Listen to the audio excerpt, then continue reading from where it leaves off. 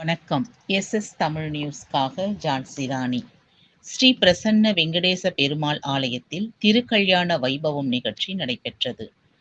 மாதவரம் தொகுதி பமதுகுளம் ஊராட்சி அன்னை இந்திரா நகரில் அமைந்துள்ள ஸ்ரீதேவி பூதேவி சமேத ஸ்ரீ பிரசன்ன வெங்கடேச பெருமாள் ஆலயத்தில் 21ஆம் ஆண்டு மாசி மகம் திருக்கல்யாண வைபவம் நிகழ்ச்சி ஆலய நிர்வாக தலைவர் அன்பழகன் தலைமையில் நடைபெற்றது.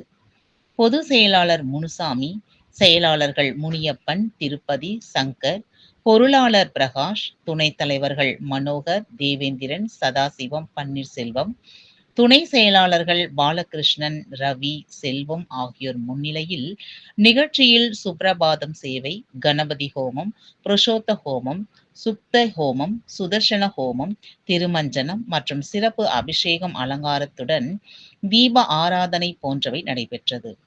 பின்னர் உற்சவர்கள் ஸ்ரீதேவி பூதேவி சமேத ஸ்ரீ பிரசன்ன வெங்கடேச பெருமாள் சுவாமிகளுக்கு பல்வேறு வாசனை திரவியங்களால் அபிஷேகம் செய்து வண்ண மலர்களால் அலங்காரம் செய்யப்பட்டு மகா தீப ஆராதனை காண்பித்து ஆலய அனைத்து நிலை நிர்வாகிகள், பொறுப்பாளர்கள், சுற்று வட்டார பக்தர்கள், உபயதாரர்கள் மற்றும் கிராம பொதுமக்கள் சாட்சியாக மேலதாளத்துடன் ஸ்ரீதேவி பூதேவி சமேத ஸ்ரீ பிரசன்ன வெங்கடேச பெருமாளின் திருக்கல்யாண வைபவம் நிகழ்ச்சி சிறப்பாக நடைபெற்றது.